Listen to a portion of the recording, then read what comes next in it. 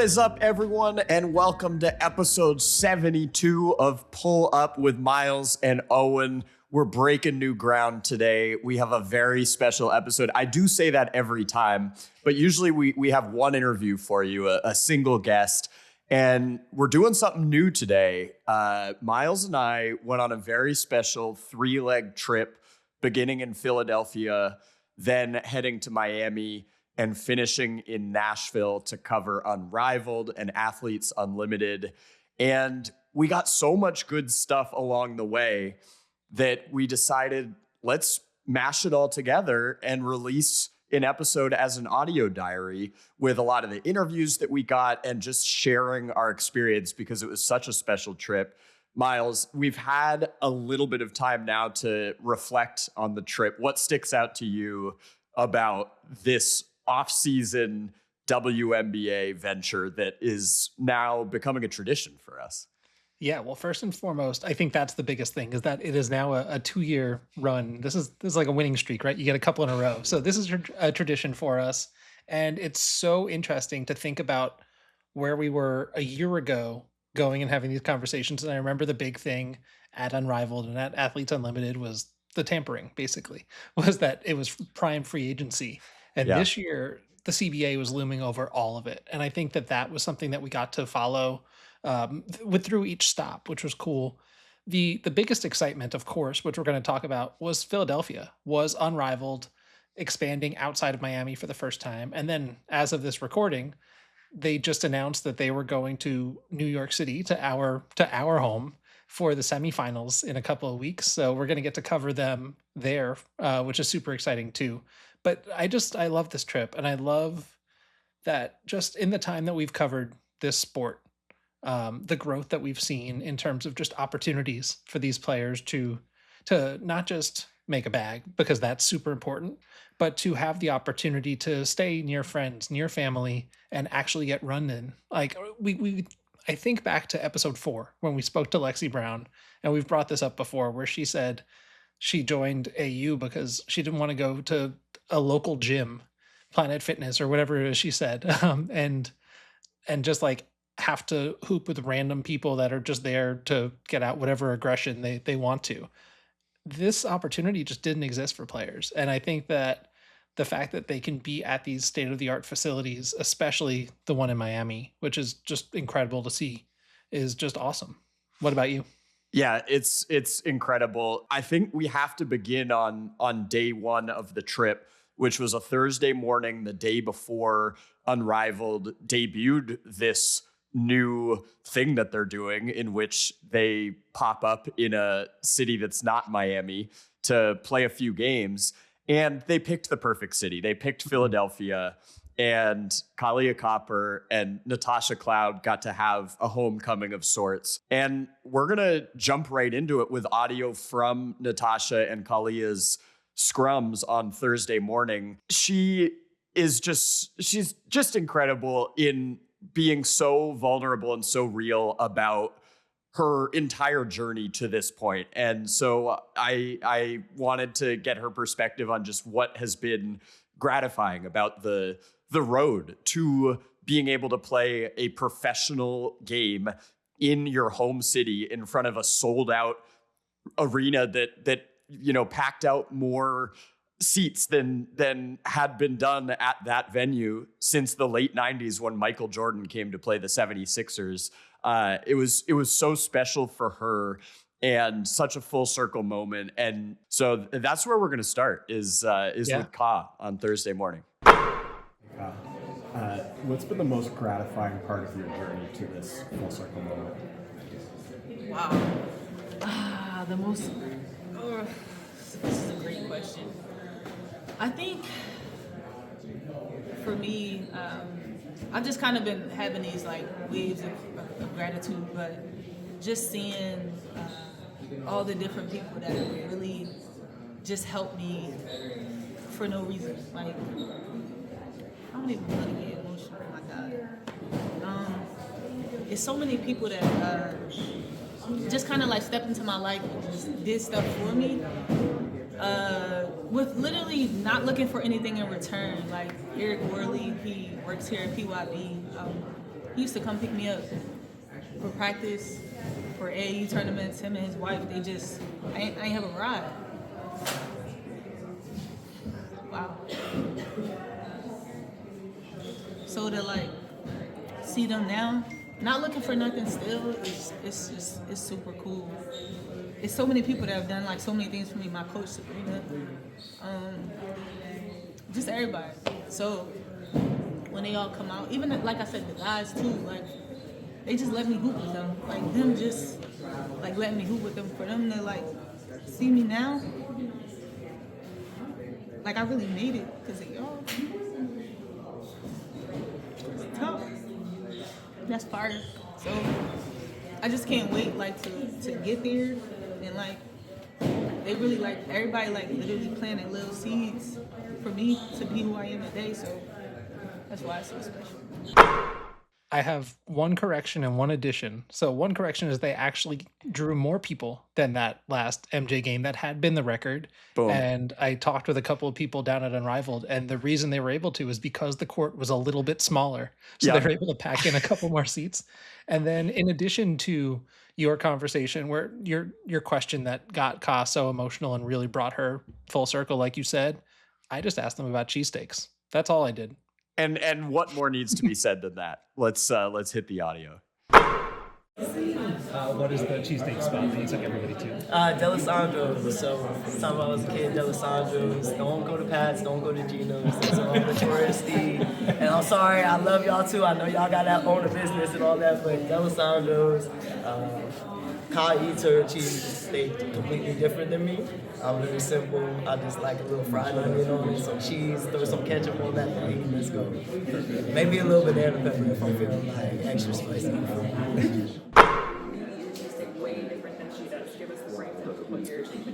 Taj probably get cheesesteaks where she lives, so she. But just the type of like what you put on it. Yeah. She dress hers up different. I mean, look, y'all, I'm from North, so I dress mine up a little different. I think everybody I know when they go, even if they go to the puppy store, like, and they salt, pepper, ketchup. I like pickles. I don't like onions, so I don't get onions. But I like a little hot pepper every now and again. But you gotta do the mayo ketchup combo. Like that's real Philly right there. Kahleah Copper and Natasha Cloud are really the perfect ambassadors for that city, for this sport, and we're lucky that they're both friends of the pod also. So shout out there. After we spoke to them, other players were also available, so we got a couple of one-on-ones. I spoke to Dominique Malunga, who's just finished up her rookie campaign in the W and is now playing really, really well down at Unrivaled. And Owen spoke to Ari McDonald. Ari has been on a journey back from injury and it's unfortunately going to be out for the rest of the Unrivaled season, but he got some really good audio from her there and about that process and that recovery. So here are those snippets. I was going to follow up on that, and I know that we always talk about how basketball is positionless now, but that's especially true in this 3x3 format. How has the pace and the shorter shot clock and the up and down helped you kind of find, like you said, you want to run the lane more, but just kind of like find that fluidity? I would say that the fact that everything is just so shorter and faster, it just helped you to be a better decision maker. You gotta make the decision quicker. You gotta learn, see the floor fast. Like everything just goes so fast. So like it just helped me to lock in and really take my time in the fast pace, being able to not rush but be fast but not rushing. So I think that's like I know that's the thing that I still struggle sometimes where I really want to do everything so super fast, and so being in that setup is just helping me to like use my skills to deal with the short time and to like I know I'm fast but like don't do everything fast, like still calm down, don't rush, and then find ways to express yourself in those setups. So I think it's really, really great to be here in Unrivaled 3-on-3 or so. It's like so many space on the court to cover on offense and defense. So I have the ball in my hands more, and so I'm working on my handles, I'm working on my decision making, my passing, everything. So I think every skills has to improve here in this setup. So it's really, really helpful in terms of development. And in terms of not just the speed of the game, but in terms of the speed of the way that you get drafted last year, and then you're starting training camp, and then you're immediately playing games and then flying all over the country, you probably didn't get much time to build relationships with players in the way that you can now in Miami, where you guys are in the same place for months on end. No, definitely. It's a great experience to be all together here. Back in Seattle, I would say right after training camp, we had already a special bond with my Seattle team. I mean, that was a great team last year. We all liked each other. So it was a great environment to be in. But here in Miami, it's like super special because those are like opponents during the season. And like we all opponents here, but still it feels like a little bit like a camp, you know, like we're all together. We live in the same apartment. So I think that's also another layer of that why Unrivaled is great. It's just building those relationships. Now we know that we're going to face each other during the WNBA season, but there will be something more because we actually know each other now. And so even on the floor, I mean, we play 2 games against those players, so like we kind of know the tendencies, we know those players more and more. So it's just building a really WNBA ecosystem here, and you know, you make connections and you actually learn to know those players that you play against. So it's great. Is there a connection or two that has surprised you that you didn't anticipate that you've made already? I'll take Cam. Cam is my twin here. Really, she's my teammate. I love her, and I won't say like I didn't expect that, but it's more like how really the bond is now. Like I think that's a bond that will last for sure for a while because she's a great human, and just we pour into each other all the time. Like we're very similar on the court and even of the floor. Like we just connect in so many ways. So yeah, I would say Cam. Awesome. And then just to follow up on Cam, the spacing that you guys both provide and seeing you do shooting drills together, and also in the 3x3 with the short clock, you're going to have the ball in your hand on the perimeter sometimes. How have you two kind of bonded over just that being part of your game now? Yeah, no, definitely. Like every time we look at coach and we're like, yeah, we want this big lineup more often because it's just fun to play with her. Like this space we cover on the floor, you know, like she's straight, I'm straight, so being able to cover all that floor together, it's just super fun. And even sometimes we're like, don't be afraid to set screens for each other too. Like it's just a place where we can really express ourselves. And I think we're in the same pocket where we want to develop more things in our game. So that's just what we do, like really pour into each other, and we're like, yeah, we can try that. I think our game is really similar, and so just getting to practice, work out together, we learn from NaLyssa together, like we just do like almost everything together on the court, and so it's just like so refreshing to share that. Thanks so much. Good luck tomorrow. Thank you. What's been the most enjoyable part of this Unrivaled season for you so far? I would say just being with my teammates and just, you know, we're not on the same team throughout the W season, but just learning from them, just seeing how they work and just seeing their work ethic, and just also, you know, being on Coach Noe's team. Definitely different, like, type of coach I've had throughout my career, but I'm loving it, and I just love our camaraderie. I love our synergy and camaraderie. Sorry. No, you're good. What makes her different as a coach and distinctive? She's just so, like, soft-spoken, but then it's like when she's in it and intense, then you know, okay, that's a different Noe. Like, okay, I like that. But nah, she just, even when she just, like, talks soft, like, she commands a lot, and we just follow her, and I think she's a great leader to follow. Outside of your team, is there anyone that you've, like, gotten to know a little bit better? I feel like it's, like, summer camp vibes in a really fun way. I got a chance to know Rachel. Like, you know, we just started a podcast, but just, you know, outside of that, we really didn't have much interaction, but now, like, I'm knowing more about her, and we're becoming close, like, every day. What's the process been like starting a podcast, going over to our side here? It's been not easy, honestly, and it's different for me, like stepping out my comfort zone, because I'm more like on the reserve side. But I mean, I think each episode I'm coming out of my shell, so I mean, I think I like that. That's cool. That was Thursday, a terrific start to the trip, and of course from the practice session on Thursday, in which we also got to see a lot of, you know, cool actual shooting going on in a gym. Cam Brink with her first dunk since she tore her ACL last year in the WNBA season, 2 years ago, that is. And Dominique Malonga wowing everyone with her own dunks. You've got Paige Beckers shooting up 3-pointers. The Rose team was elite vibes. The whole thing was just a tremendous way to kick off the trip. And that brings us to Friday, which to me, and I probably shouldn't be saying this because we have Miami and Nashville to follow, but I would be lying if I said anything other than that Friday night was the highlight of the trip. It was a gathering of women's basketball fanatics, and it was a party. It was so palpable, the energy, the positive energy, the excitement inside of Xfinity Mobile Arena, or wherever the Sixers play, whatever it's called. You could see immediately upon walking in, like, this is a signature event. This is something that people are going to remember. And for a league, a startup in its second year, to do this was a risk. And the total opposite happened. It was such a massive success. And we have to talk about Marina Mabrey, because who else but Marina was going to look at this sold out crowd, which, as you said, topped the Michael Jordan attendance figure from the late 90s.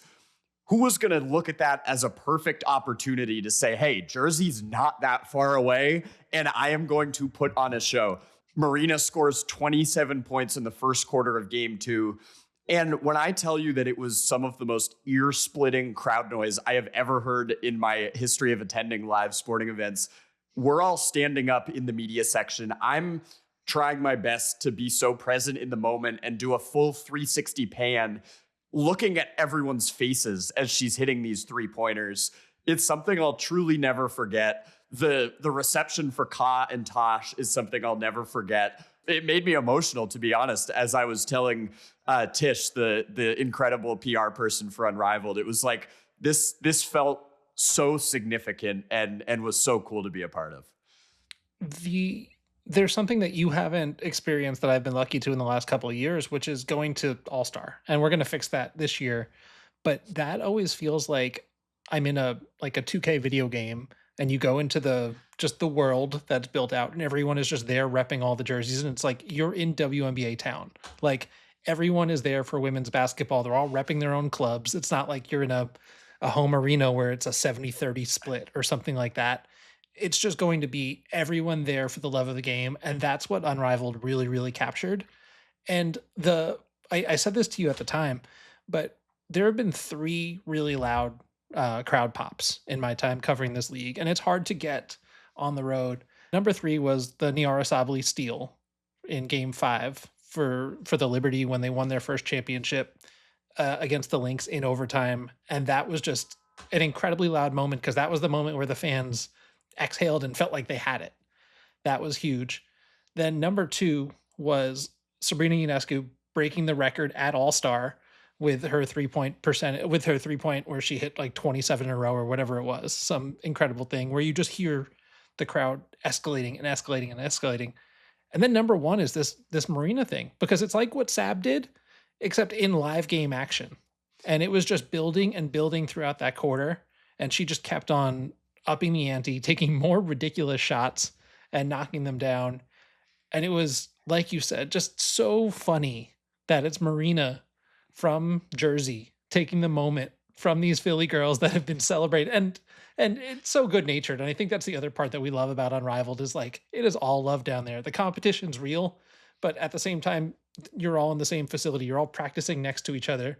You're all in the gym together. And these players just have such a great time. But I would be remiss if I didn't talk about what was really your highlight of this trip.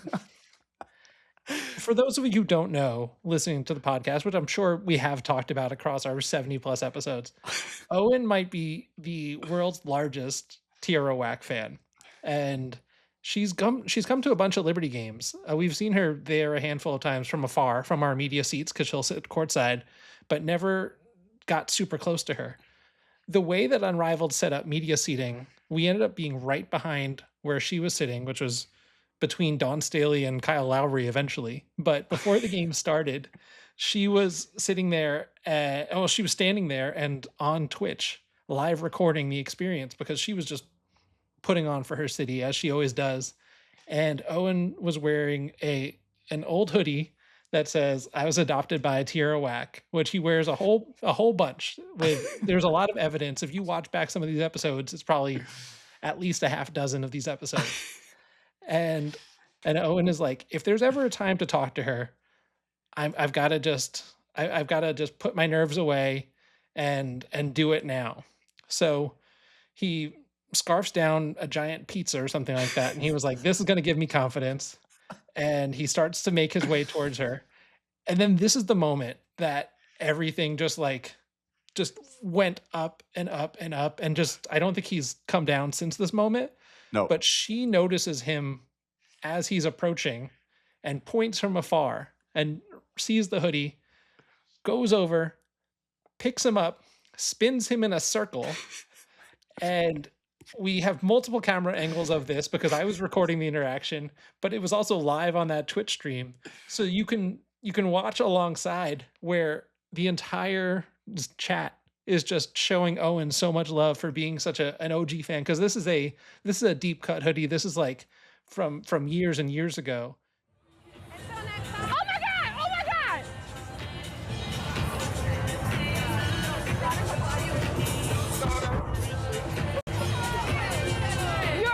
And it's ashy too. Like you didn't wear it just for tonight. What? Come here. Come here. Come here. Come here. Come here. Oh my God! It's an honor to be I haven't seen this hoodie in a long time. I know, this is the old one. Chat, drop some fly emos right now. He's wearing OG Whack merch. Yo, we live on Twitch. Tell me your name. I'm Owen. Owen. Yeah. Let's go, O. Flood the O's in the chat, y'all. Yo, this is crazy, Owen. What? This is crazy. Let's go. They're going crazy. They love you. Go. Yo. Yo. Thank you. I was hoping you were going to be here. Oh, yo. Fire. Owen, I love you. Thank you. I love you too. So I nice to appreciate meet you. you. Yes. Have a good night. Let me know if you need Oh, and I'll give this to you, and you can describe what this moment was for you, because of all the interactions we had, this one might have been the most personal for you. It definitely was. It was incredibly surreal, and shout out to you for being such a supportive podcast partner. Because yeah, I was feeling the social anxiety, and I knew that I'd run out of excuses. We're in Philadelphia. I'm wearing the hoodie. I'd been deliberating before the game about whether to wear a really nice spiffy collared shirt or the Tierra Whack hoodie, which I always wear, which, as she said, which I've never heard this be used as a compliment before, but she called it ashy, and it is ashy, and she meant it in the best way, which is so hilariously perfect for Tierra Whack as one of the funniest people on the planet. It was the most surreal interaction I think I've ever had, to be such a huge fan and to have someone who like is so incredible that she just disarmed any little trace of social anxiety that I had left. Like I was building up the confidence to go up and be like, hey, I'm a huge fan, have a nice 5-second interaction and then leave her alone. And instead my feet are dangling in midair as I'm being swirled around.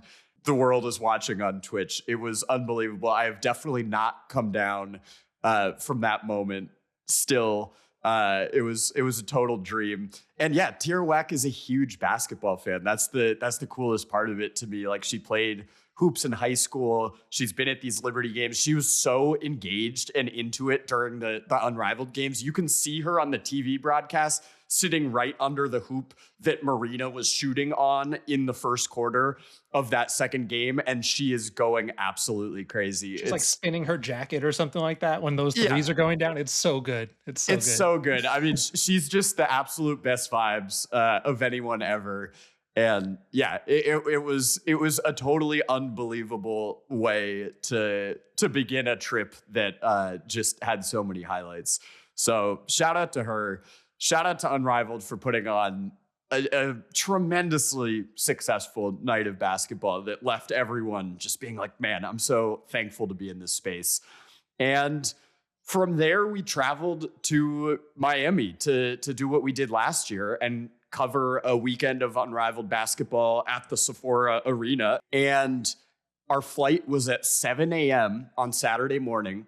And games started right back up at about, 4:30, 5 o'clock p.m. in Miami. So quick turnaround, and kind of a funny turnaround because half the teams didn't get to experience this Philadelphia eruption of love. But I feel very hopeful that they all will in the future. This is definitely something that's going to be more of a staple with Unrivaled going forward. But then we got to speak to players from the other 4 teams, and so we're gonna throw it to that. We got the Mist, Brianna Stewart, who we know and love from New York. We got to speak with friend of the pod Ray Burrell and Teresa Weatherspoon. Shout out to the Vinyl Basketball Club. Who else did we have on that Saturday night? There was so much going on. We had Jackie Young, who's Marina Mabrey's college teammate, and those two are close, and it was fun hearing her perspective on the incredible 47-point performance that Marina put up the night prior. And then Sonia Citron of the Hive. Hey, great to see you both. Brianna, I'll start with you. 21,490 fans last night showed up to Philly. I know this has been a long undertaking getting that event going, but from afar, what was your experience watching that come to fruition? Honestly, it was just incredible. I think to see the build up, see the announcement that we were going to Philly, just the fans continuing to kind of talk about it, the players, especially Tosh and Ka, wanting to go back home and play in front of that crowd. But even watching the game, it was just like the games, people were tuned in, they were locked in. Most of them probably haven't came to an Unrivaled game live. And I thought that both games didn't disappoint. And, Marina with the nightcap of 47 and having the crowd on their feet the entire game was something that was really exciting. Hi, Ray. That was an electric steal to clinch the game there. Do you remember any moments in your career where you had like a defensive play to clinch a game, or is this a first? Put me on the spot. I'm sure I have, but I don't know. I can't even really think about it right now. I'm thinking about is the past game. I just knew getting subbed in at the last few seconds, knowing we needed just one more bucket and one more stop. That stop was so important for us. So I just knew that I needed to be aggressive, and I was confident enough to know, okay, if I'm able to get it, like I'm gonna go for it. And so I went for it, and it worked out in the best way.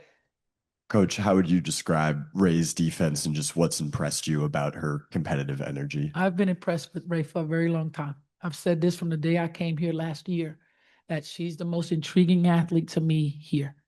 And she's really growing into a very solid basketball player, a very confident basketball player. And you see it. Like she said, her name was called at the end because she's an aggressive defender. And she read it well. She read it well. She allowed it to materialize, and she shot the gap and got the steal. We believe in who she is. We believe in her growth. We believe in what she's going to become and how she's going to carry this game to another level as well.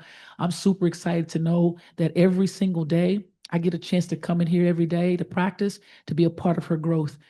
This is a special moment for me to see what she did tonight, and it's only going to carry over. Thank you. What's been the most enjoyable aspect of coaching Jackie this year? I think just being around her for year 2. I learned so much from her last year, just her work ethic, her commitment to the game. It's second to none, and I've been fortunate to be in pro basketball for 7 years, and she's one of the hardest workers I've been around. And so, that really stands out. Her composure obviously really stands out as well. And just, she competes every single game. I know that when Jackie Young is in the lineup, we're going to show up and we're going to compete. And that's a really great thing as a coach to feel.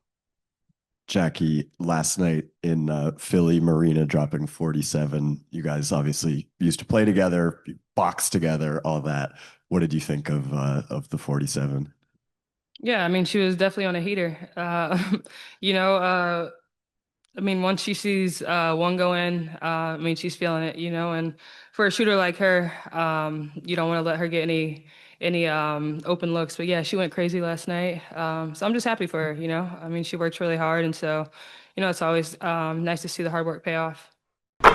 Coming off of the WNBA, you didn't have much time from college to draft to the season, and then you're just on the run all the time to build some relationships and be in one place like you have here in Miami. So what are some of those relationships that you have built, and what are some things that you've taken from the experience of just being around so many of your peers for such a long time. Yeah, I mean, it's been awesome. Like you said, there's not a lot of settings where you get to be around so many players every day. You know, we're in the same facility, same building. And I mean, I think for someone like me who's a little bit more introverted, not the most talkative person, just being around them, I've just gotten more comfortable with all of them, even just like small conversations in the training room because somebody's sitting next to you, you just start talking, or in the hallway.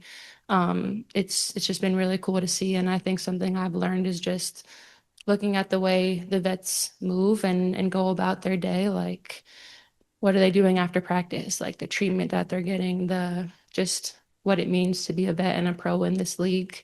Because you can never know enough. So just trying to maybe not necessarily like asking them all these questions and bugging them, but just kind of taking everything in and just seeing how they operate and what makes them so good. Hi, Sonia. Just following up on that, are there any vets specifically who you've really been observing and felt like, wow, this is really something to strive for? I would say Slim, which I get like, obviously I knew her in DC, and we have a close relationship. So I don't know if that counts as like a new vet, but just seeing how awesome she's doing in this league and seeing how much work she puts in, you know, extra shots, extra treatment, like she's never not in the training room getting body work and things like that. So I really admire the way she just goes about herself. In Philly, I asked Paige, outside of people on Breeze, who she's gotten to know a little bit better and had fun building a relationship with, and she mentioned you. What has that been like from your vantage point? And she mentioned kind of also the competitive aspect of you guys coming in as rookies together. Yeah, I mean, Paige is an amazing person. I would definitely say that Unrivaled has just brought us closer. You know, we've been hanging out and just getting to know each other. And yeah, I mean, I think she's kind of just the extrovert that brings me out of the house. You know, like I don't want to say makes me do things, but she's just, I don't know, she's just a very fun person to be around. So I would definitely agree with her and just say that we push each other, but at the same time, we're rooting for each other too. Sunday, we go back to the hotel. We watched a little women's college basketball. Michigan State was an absolute heater of a game. That was fun. Maybe got a little nap in because goodness, did we need it after Philadelphia. And then right back to Sephora Arena for more Unrivaled hoops. And Paige Beckers, who lost her matchup to the Phantom in Philadelphia, said, you know what? It's my turn to go off. No more Marina Mabrey 47 pieces. And Paige put on an absolute clinic and the Breeze win on Sunday night. And we got to talk to Kahleah Jackson postgame, who's just the best and who's been so central in just the incredible vibes of this Breeze team this year. And Kahleah and Paige have hit it off in such a fun way for the fans of the game. And we'll throw it to Kahleah. Kahleah, I got one for you too. You hit that shot at the buzzer in the third quarter as that ends, and Paige is out there greeting you almost before the ball's through. It's been pretty well documented on social media, you're back and forth, but just the rapport that you two have been able to build down here in Miami, what has that meant to you specifically? Yeah, it's meant a lot to be able to grow a relationship with Paige. She's just truly an amazing person, great leader, great teammate, just great all around. She has such a big heart, but she works as hard as, she deserves everything that she's getting. So to be able to play with her and her versatility and the way she's able to get to her spots and not be rushed has been amazing. I feel like she really fuels us. She gives us energy. So to grow this relationship, it's been fun. She's a very fun person. I love her personality. She's a jokester, but she also knows when it's time to, lock in and be serious. And I feel like this whole group knows that. We just have a great balance of, having fun, but also knowing when it's time to get serious. For Kahleah, building off that, what would you say is the most unique aspect of the vibes on this team? I'll have to say just our energy. Like we just are just young and turd, honestly. Like our energy is especially in like competitive drills and stuff, like it's always a good time. But yeah, I would have to say our energy. Like coach said, our youthness is our power. And I feel like today it showed. We all, just traveled yesterday. So we just, tried to dig deep and use our young legs to, like run the rolls out of here. So yeah. Rakia is awesome and just great vibes. And like Owen said, just that Breeze team. I think that we saw on that Sunday night who had the freshest legs, who was the team that was the average, whatever, 22 years old, because everyone else from that Philly Friday night squad looked gassed. All the three other teams. But the Breeze came through and they just crushed it. And to that point, like I felt for Ka in a way, because it was like it had to be so emotionally draining and overwhelming, the whole experience. And then to come up on the short end of the stick on Friday night, which, no one cares about. It's like I felt for her because I wanted that to be a celebratory moment for her on the court too. And obviously Marina goes off and the Lunar Owls win that game. But you could just see on Sunday, the Rose against the Breeze didn't have it. And it was the most understandable, difficult spot to be in of all time. So I as the number one Ka fan, I just gotta throw that in there, that I was like, I really hope she gets some rest and is able to decompress, because it was so many questions from us about the meaning of this. And it was so emotional. And then you also have to play a basketball game in front of 21,000 plus people. The whole thing was a lot. So I'm happy for her and for the Rose that maybe they've had a little time to reset. It's as close as you can get to a schedule loss at Unrivaled, is you go and you get celebrated in a different city and then come back and play those fresh legs. And that's the toughest thing. But the other person that traveled is on that trip and had that homecoming was Natasha Cloud. And before that Friday night performance, she held an Abolish ICE sign as she was introduced. And we didn't talk about the introductions, but it was one of the coolest moments of the entire Philly experience, where they came out. It was very it felt like college, where they came out like among the fans in one of the sections and got celebrated right there. But Tosh came out with an Abolish ICE sign. And then she did that again back in Miami. And as you've heard on this podcast, as you've heard, if you are a women's basketball fan and are familiar with Natasha Cloud at all, she is an incredible advocate, and she's someone who is compassionate and passionate. And with the atrocities that we've been seeing around this country, she took this platform and this opportunity to say something. We had the opportunity, being there in person, to ask her about it. Tosh, just the other night in Philly, you held up the sign as you were introduced, the Abolish ICE sign, and then you held up a sign again tonight. You've always been very, very open and passionate and forward with your advocacy and your activism. What does it mean to you in this moment to be adding to the chorus of voices that are standing up and calling out this injustice? Yeah, I'm extremely happy that my counterparts and even across the way are utilizing their platforms. This is the power that God has placed in our lives through this game and whatever sport that we play. And so I do think that it does fall as a little bit of a responsibility for all of us to do our part and give back to our communities, and especially when we have these cameras, these mics constantly in our face, to not advocate for communities that we identify with, communities that we love, communities that our friends, our family are a part of. I think it's extremely important. So I'm going to continue to stand up. We have a legitimate issue in this country. We have a job and a duty to protect not only our Constitution, but everyone that falls within the confines of that Constitution. And that's everyone that is here in the United States. So for right now, I'm going to continue to walk out with a sign that says abolish ICE until we abolish ICE. It's unnecessary to have these minions out and abducting kids and taking families and breaking families apart. This is not the American values that we know and we love very well, and it never will be a part of it. And we're never going to allow this to be normalized in our society. I think it's crazy. And so I'm just really proud to be a part of a bigger overall of just understanding what it means to be in these seats right now and utilize these platforms for the better. Shout out to Tosh, as always. We head to the final day of our Miami leg of the trip. Monday morning, we hit shoot around, and this was a fun one because there was so much madness in the Philly leg in terms of so much media being there, which is awesome. Obviously, that's the goal.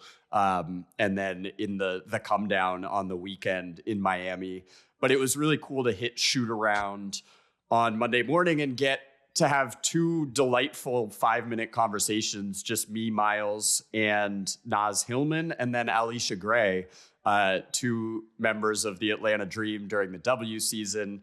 Alicia playing for the Mist, Naz playing for the Laces, and they rock, and we're going to get right into that. I just want to start and just talk about this experience for you, and obviously being in Miami for 3 months, what Unrivaled means to both you from a developmental standpoint, but also just in terms of having this opportunity. Yeah, this has been huge for me. It's great. I was able to have a taste of it a little bit last year, but this is completely different. Being with my team every day and really getting to work on my skill, my development. As you guys saw, shooting after, me and Maddie shoot a lot after the game. After practices. So it's been nice just like really be in a rhythm. Just in terms of like generally, like it's great to have an opportunity at home. Being here, I wish it was a little bit warmer. That's my only complaint, but it's just nice to, be home. Like my mom was here last week, my best friend's here this weekend, so it's nice. The alternative to going overseas and like having this opportunity for us to stay home has been great. And I know Brendan says it on the broadcast every game that you hit 52 threes last year after one in your first 3 seasons, but obviously you get to build on that. How has this format helped you continue to unlock that part of your game? Yeah, for sure. I think 3-on-3 is a great opportunity to continue to work on your game. There's a lot more spacing, but for me specifically with my shot, like just continuing to get reps, being confident, especially when players are closing out more. That wasn't the reality for me in the beginning of last year, a little bit towards the end of the year, but now, teams are closing out more. So whether that's the quicker release or getting downhill from those closeouts, it's been huge for me. What was that conversation like with Coach Smesko when you come in last year to training camp and it's like everyone's going to be shooting, BG's out there shooting with you? What was that like? Did you anticipate that, or was that a part of your game you wanted to work on, or did that kind of just was that part of the offense and you had to get on board? So basically, yes to all of your questions. That was definitely something that I did want to work on and extend my game in that aspect. I'm an undersized post player, so for the longevity of my career, like I was going to have to be able to shoot the three. That's where the game is going. I knew a little bit about Coach Smesko. I actually played against him my junior year in the tournament, and I know what his style of play was, and I figured that it would be like that once I got to the league. And that's what his conversation was. Like, everybody's going to be able to go out there and shoot threes, but I think the best thing about it is he wasn't just saying go out there and shoot threes. He gave everybody a little bit of a pointer as to how their three can improve, and he took that and he practiced with me every day. My position coach practiced with me every single day, and even now, like if I feel like my shot's off, I send in some clips and like they help me with that. So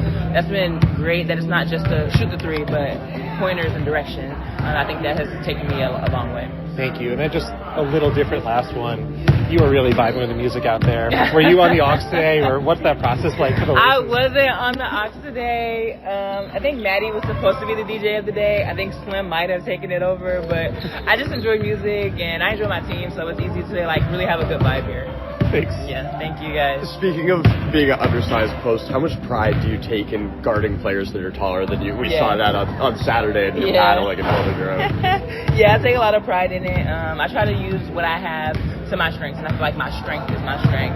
Obviously not having the length or the height of other players, I try my best to be super physical and just make everything hard in the way that I know that I can. Speaking on that theme, like I've always known how you get after it on the boards watching on TV, but it was kind of different seeing that in person, just the effort. Was that something that was instilled like at an early age, or how did you develop that tenacity? Yes, it was something that was developed at an early age. My family has always talked about like obviously being an all-around great player, but when I was younger, like I wasn't necessarily skilled offensively, so they just always made sure that I rebounded to give my team extra possessions, or take away the extra possessions from the other team. Like when I was younger, my grandma would always be yelling rebound. Like she doesn't yell anything else, all she yells is rebound.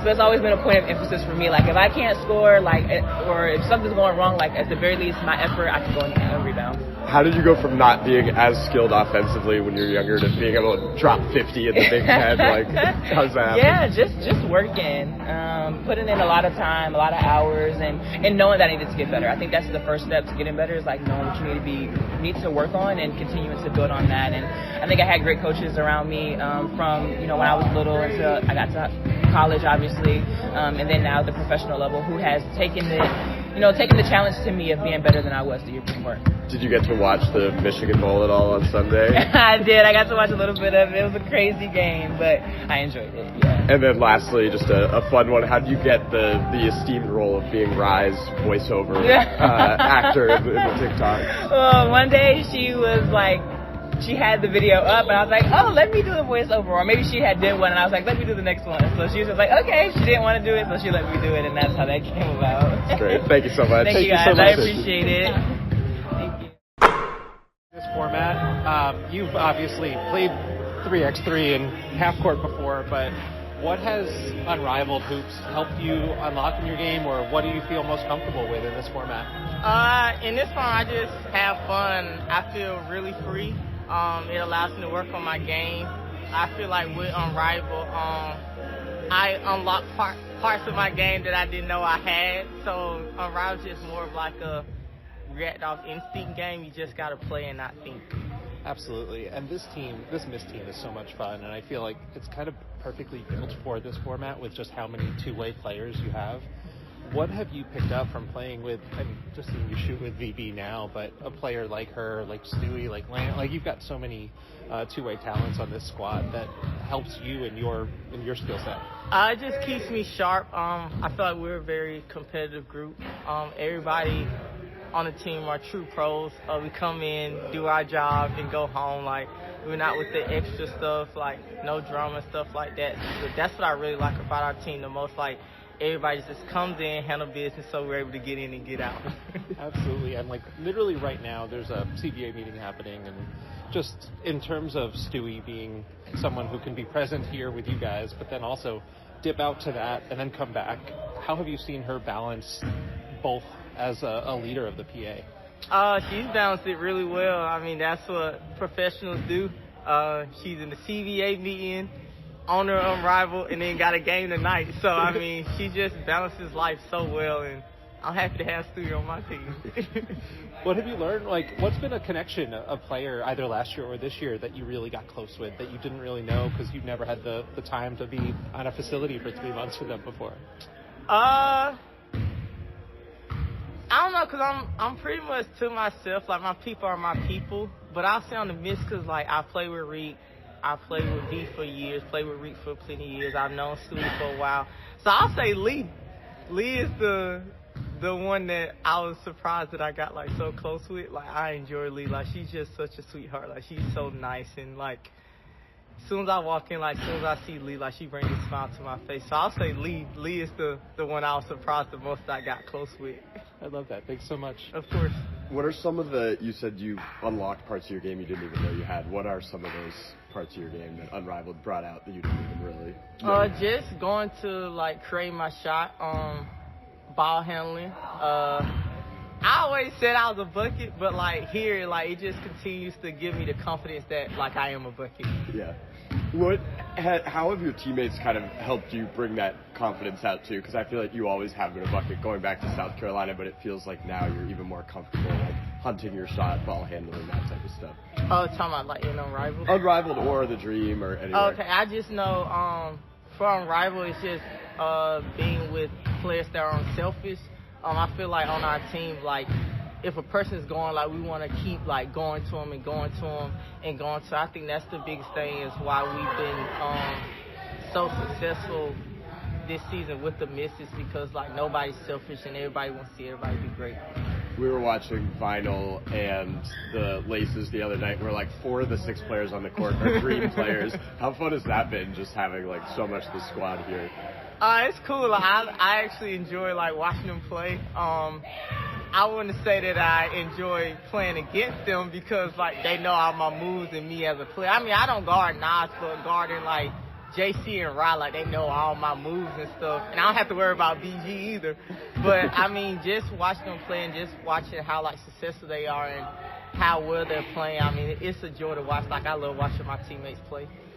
We saw you guys doing that, like, balance drill. How important? I feel like people don't talk about balance as like a skill in basketball, but how much do you drill stuff like that? It's very important. I mean, for me, if I don't have balance, like I'm not making shots. So it's just like it's also like a mental thing too.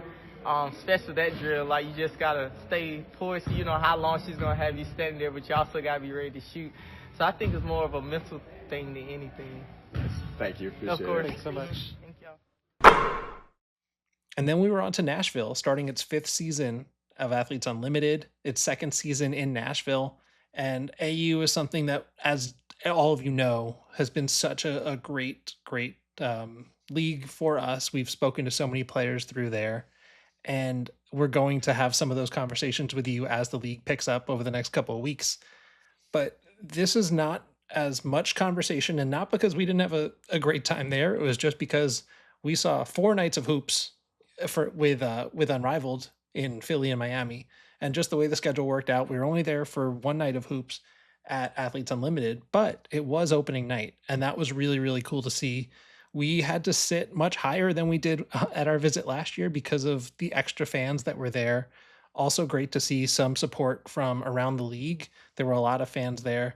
We saw friends of the show, Sid Colson and Teresa Plaisance, are now not on the court as Sid recovers from injury, but TP was in kind of a color commentator sideline gig role, and Sid was doing color on the broadcast itself. So we would just kind of see TP from afar, in an incredible fit, by the way. But just great to see the two of them just find another role within this for a sport that they've been, a league that they've been a part of since the jump. So that's really, really cool. But the hoops were also super fun. And shout out to Caitlin Chen, who's been killing it over there. It's always great to see which players really adjust so quickly to this redraft format. And Caitlin Chen at the end of week 1 was the top of the leaderboard, and then to start week 2 was the MVP of her game. But the first night finishes, and we spoke to defending champion of the Las Vegas Aces, NaLyssa Smith, who won AU the one time she was in it back in 2023, and now is back to defend that title. Starting week 1 as a captain, you put together a squad. Just what was your thought process going into that? I don't know, just choosing we knew we wanted to start with choosing a great big and then working our way to a great point guard as an Ariel and Tina. So I'm glad that they fell on the charts and we were able to pick them up. And then after that, just surrounding them with great energy players, and that's just how I picked it. Winning this league 2 years ago, and now you come back with a WNBA championship under your belt. How has AU played a part in your growth, and are you coming back with kind of a different perspective this year? I think it's always a great preseason league to just to get focused on getting back into the W. So, I mean, if I have an opportunity to keep coming back here, I will. And, of course, just keep coming out here and playing hard. As a vet, you obviously are familiar with the scoring system, but I know in years past it takes a week or two for some of the players to figure out the quarter scores and everything that's going on there. Yep. Now, were you kind of taking initiative and some lead there and letting everyone know once you got that big lead on the first quarter, you still got to stay locked in for all of it? Yeah, definitely. I try to keep reminding people it's not about how many points you can score. You could score 30 a game and lose every quarter. You're not going to win the league. It's all about playing as a team, winning quarters and winning games. That's the most important part. So I remind my team all the time, it's not about your individual stats. It's about winning these quarters and, just playing hard. A big difference this year than in years past is having a coach instead of the facilitator. Take some of the pressure off of you as a captain. Mm-hmm. How has that been different from your last trip here? It's not too different. I always lean on my facilitators to really do everything. I'm the type of person I just like to go out there and play. I like them to just lead us like a regular coach does. So I lean on them a lot. That was great. NaLyssa is in such an awesome spot in her career to be back at AU now as a WNBA champion and to have found a home in the Las Vegas Aces and to be thriving in this redraft format, as you said, at AU is also cool. We're watching these 2 games on opening night, and I'm looking at the 2 teams, and it dawns on me, it's like most of these players were the stars of their top 25 Division I college teams. You've got national champions all across the floor. People who have been MVP in the WNBA, in Tina Charles, people who are trying to carve out their own space in the WNBA, kind of like NaLyssa was a few years ago. So the full gamut of what AU has to offer is really fun to see up close. And that's a wrap. We are going to be coming back with our more usual interview format episodes week after week here going forward. We're going to be talking WNBA, CBA, and much, much more. So follow us on Patreon, follow us on YouTube, on Spotify, Apple, all the places where you get the podcasts. Throw us a like. Come on. Please. We'd appreciate it so much. And that's a wrap on Unrivaled AU 2026. Pull Up with Myles and Owen is hosted by Myles Ehrlich and Owen Pence. This episode was written and produced by Myles Ehrlich, Owen Pence, and Molly Sosha. Molly Sosha is our executive producer.